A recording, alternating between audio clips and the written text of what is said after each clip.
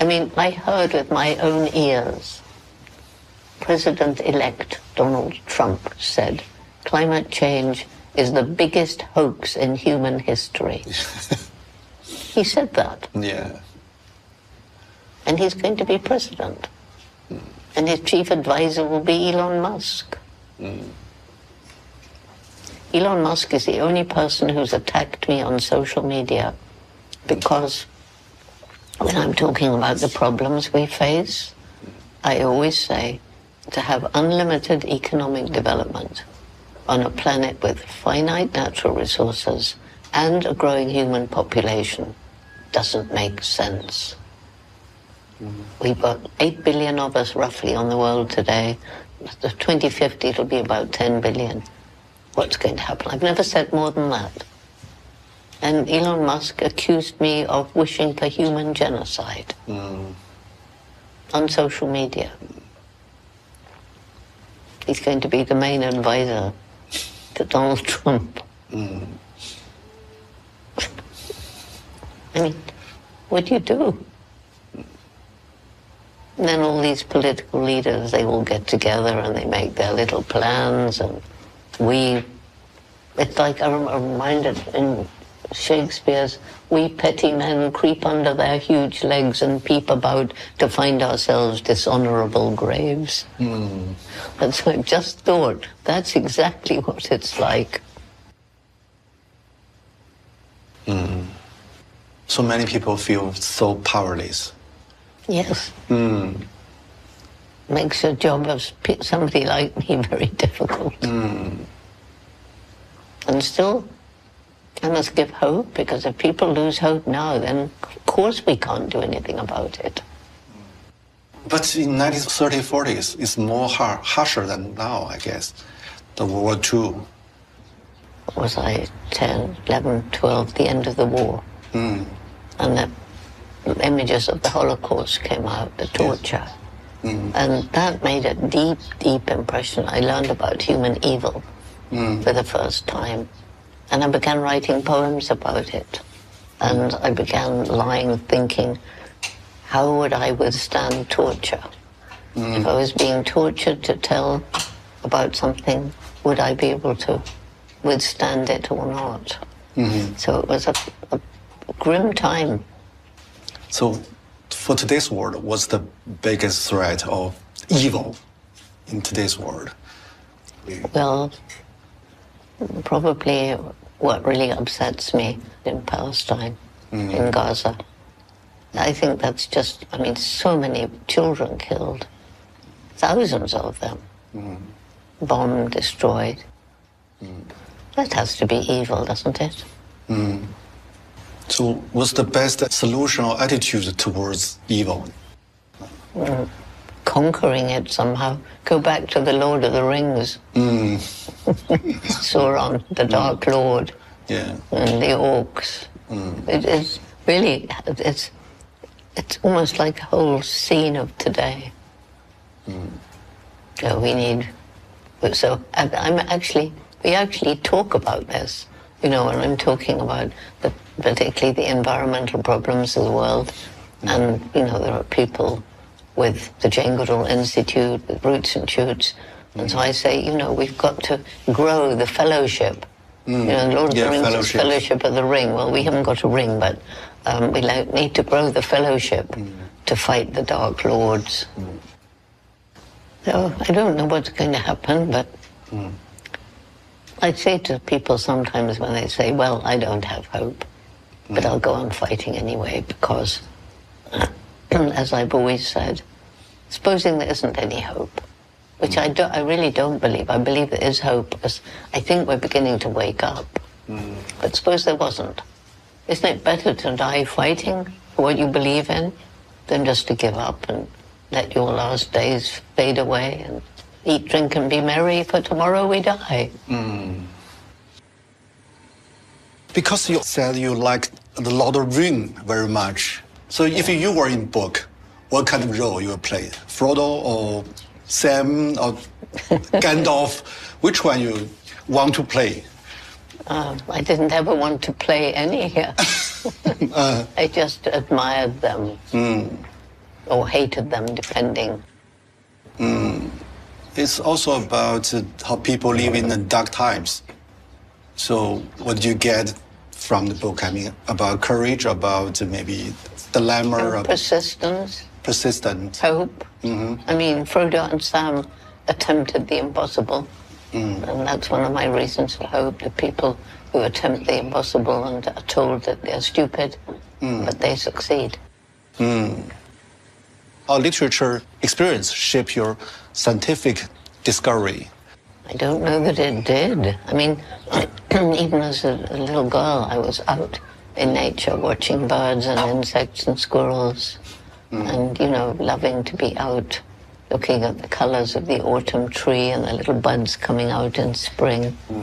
And that tied in with poetry very much.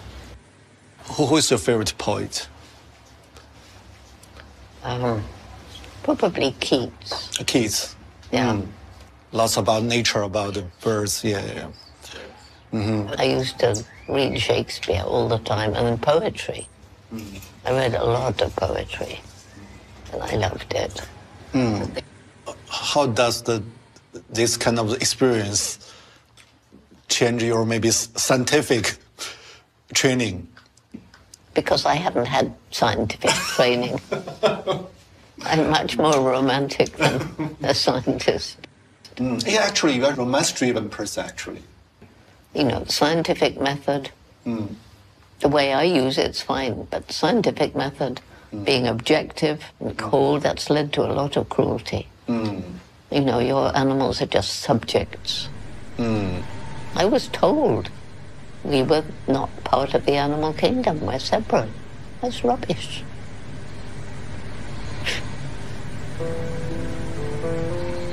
When I was 10 years old, I'd loved animals all my life. And I read a book that made me dream of going to Africa, living with wild animals and writing books about them. And as I say, everybody laughed at me because I was just a girl. But here was the importance of my mother. She said to me, if you really want to do something like this, you're going to have to work really, really hard, take advantage of every opportunity. It wasn't easy. As I say, we didn't have much money. I was very good at school, but we didn't have money for university. I got a boring secretarial job in London, but I couldn't save money up in London. And so I went home. We lived on the south coast. And I got a job as a waitress, jolly hard work. But it took 5 or 6 months until I'd saved up enough money for a fare to Africa. Anyway, to cut the long story short, I got to Africa. I met the famous paleontologist, Dr. Louis Leakey, and he offered me the opportunity to go and live with and learn from chimpanzees. Well, for the first 4 months, the chimpanzees ran away from me. So I think this is maybe one of the earliest times when hope was so important. And hope was realized by working very hard, getting up every day at 6 a.m., staying out in the fields, out in the forest, every day until darkness fell. And it was in this way that I gained the trust of the chimpanzees.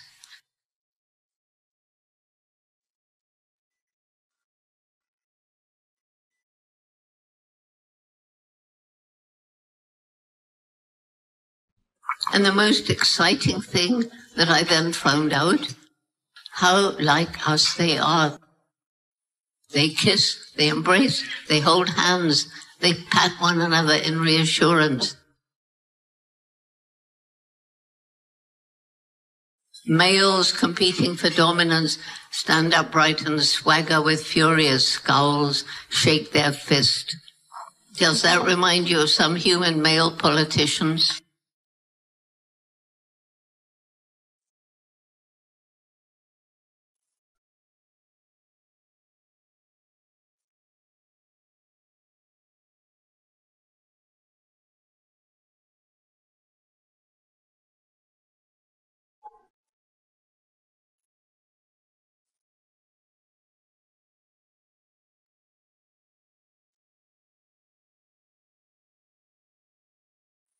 I was nervous. I mean, I'd never been to college. And I was told I'd done everything wrong. Jane, you shouldn't have given the chimps names. They should have had numbers. You cannot talk about them having personality, mind, emotion. Those are unique to us. I'd had a wonderful teacher as a child who had taught me that these wise professors were talking rubbish. That wise teacher was my dog, Rusty. You can't share your life with any kind of animal and not know we are not the only beings on the planet with personalities, minds, and emotions.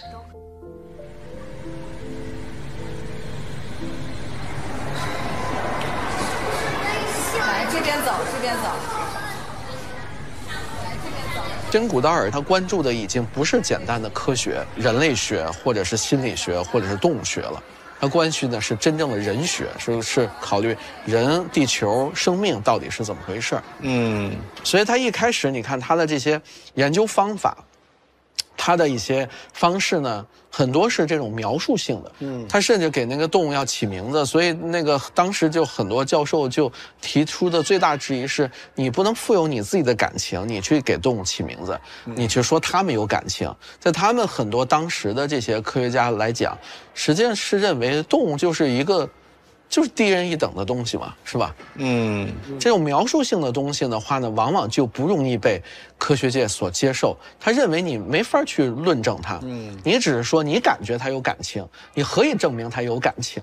所以真的反驳是你何以证明他没感情，对吧？因为我们人是有感情的，你为什么说他们就没有感情？我们也是生命，他们也是生命，所以这就是我们去理解的真所做的这些工作啊，学术的研究啊等等，他的方法是另一个世界的方法，他是特别的那种非暴力的，不抵抗的。但是我永远是一个观察者，我永远是想去作为我的一些行动，去试图去改变。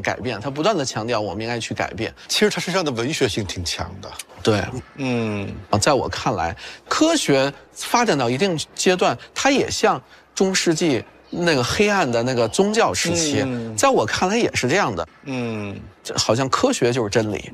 然后呢，真古道尔的话呢，他实际上是在努力改变一些科学禁锢你的东西，因为真正认定动物是有思想、有意识、有复杂行为的。Jane 的年代其实是已经极其先锋的，甚至可以说在那时候大部分是反对的。他就像当年达尔文拿着他的论文去在皇家学会去宣读的时候，也是被人唾骂的。那个状态你可以想象，你像那个 Richard Carson 写那个《寂静的春天》的都多晚了，那时候72年嘛，对。方才开始有环保的意识。那过去的话呢 ，DDT 666那些还专门拿诺贝尔奖呢。人们觉得这发明一种那个农药杀虫剂，杀死那么多所谓的害虫，这是一个多好的事情。所以这个观念转变也就是这几十年。所以正在他的那个年代，他大胆地提出动物是有共情的，是有感情的，是有交流的，甚至有思想的。那个是很前卫、很超前的，所以在他那个年代一直是被反对的。到今天，甚至科学的主流都不会接纳他。所以某种上，这还是就他们的就是异端。我觉得是这样。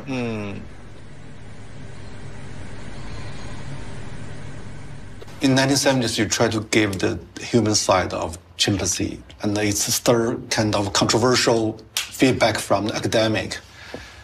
Well, same as people. Yeah. Yeah. Well, actually, I wasn't surprised, but I knew that it was going to cause a great, surprise to the scientific community. Because we were defined as man, the toolmaker. Only humans could use and make tools. That was the big dividing. One scientist even said I must have taught them, which would have been brilliant since they were still running away from me. How I was supposed to teach them, I don't know. So David changed everything. David Graybeard. He changed everything, David Graybeard, using tools, which brought in the National Geographic, and money came in. In 60s, 70s, because maybe academics say something, you are cover girl of National Geographic. Yes. You are so angry at the time. No. Today you'd sue them, right? Yeah. Yes. But back then it was different. And, you know, the whole feminist movement hadn't started. And all I wanted to do was be out there with the chimps. So I said, well, if I'm getting money from the Geographic to go on the cover because of my legs, thank you, legs. And they were good legs. I mean, let's face it. So in the 1970s, to be a female scientist, what's the feeling? Well, you see, I was unlike most females trying to be scientists. One, I didn't want to be a scientist. I just wanted to learn about chimps, and Leakey made me get my degree because he wanted me to be taken seriously. So, and then, unlike other scientists, most of the time I was just away out in the bush doing my thing. I wasn't wanting a job in a university, so it was different. You have kind of strategy to do something non-confrontational. Yes. Yeah. I mean, this strategy, when does it come from? Where does it come from? Yeah. Probably experience. Probably because my mother was like that, non-confrontational. She was very wise, you know, because it was pretty obvious when, you know, me, a young girl, in a male-dominated world, it was pointless arguing with a big, powerful male. And I probably discovered that early. So you have to use other things. Yes, you can use some female qualities, a little bit flirtatious, perhaps. something to get their attention. And then a story. You know how wise my mother was? You can imagine, during the war, we got to hate Germans. The sound of a German voice, it made you scared. Because, you know, they were on our doorstep. So after the war, I was left school, and my uncle had a job in Germany. And he found a family that wanted somebody to come and teach the children English. Would I go? Mum said yes. Her friends were horrified. You're letting your daughter go off to that evil country? How can you let her go into a German family? You know her answer? I want Jane to understand that Hitler and the Nazis are not representative of the German people. And that's true all around the world today.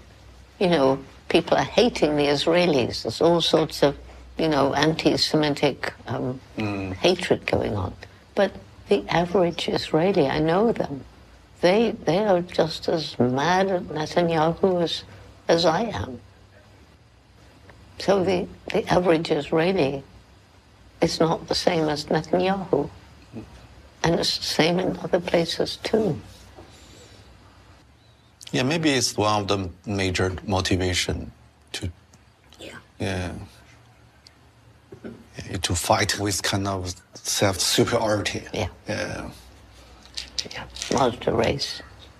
Blue eyes. We almost have blue eyes. So when most people, when we are facing the animal world, we are kind of similar figure. Yeah. Similar mentality. Yeah.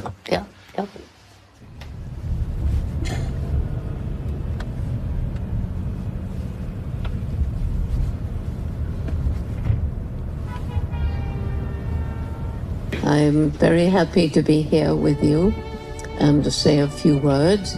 So let me start off by saying my love of animals and nature.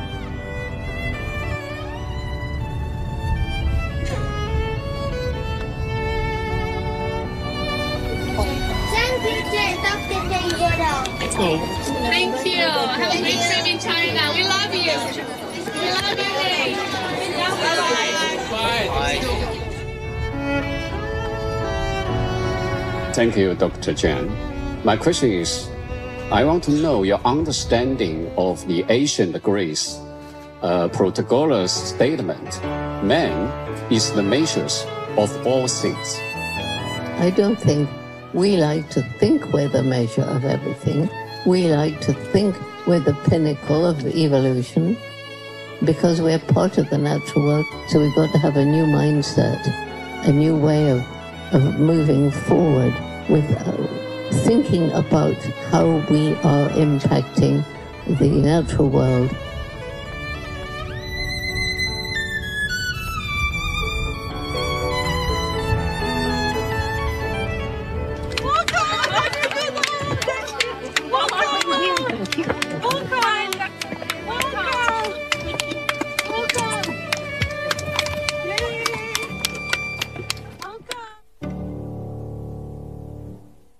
Then sometimes I'm really, really, really tired. And so I can't give this speech. How can I give a speech? I'm much too tired. So I kind of say, you put me here, you made me do this, help.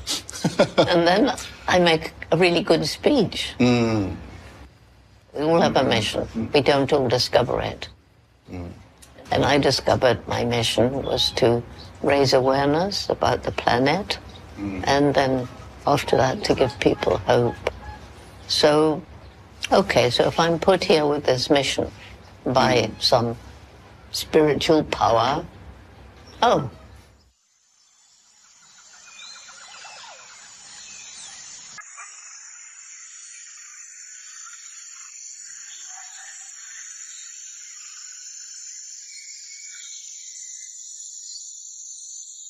Well, I don't know, there's a strange connection very often.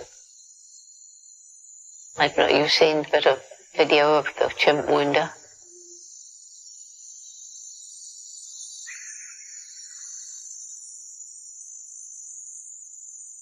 When she embraces me. Yeah. I'd never met her till that day. She should have been embracing one of her caregivers. But no, it was me. It was very strange. Very strange.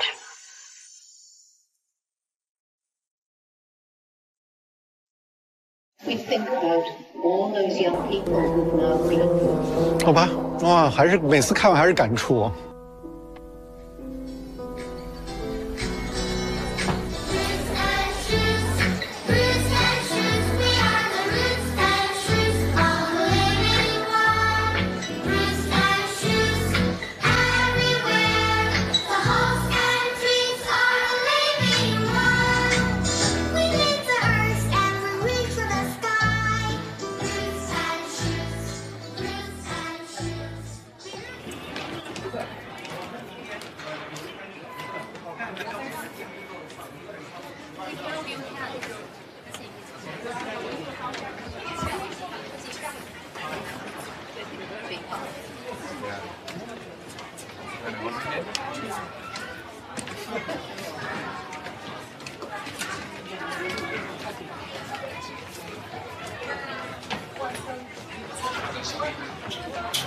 有请这个法博士来。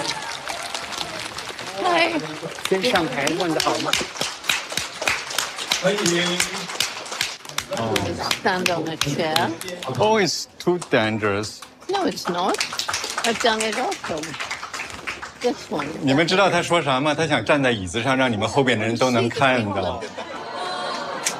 这么一个90岁的老人，这个当然是不可能的，不要互相起火。我们建议我们的摄影老师集合，能稍微对你们人声降下去一点好不好？特别是我们排第一桌主桌座位的几位，大家已经有等等他。I will hold Toby's hand. 哦 OK， 他非要试一下站在椅子上，来一把椅子来。天哪，可以吗，徐老师 Yes, you can. 徐老师 You can. Yeah, it's good.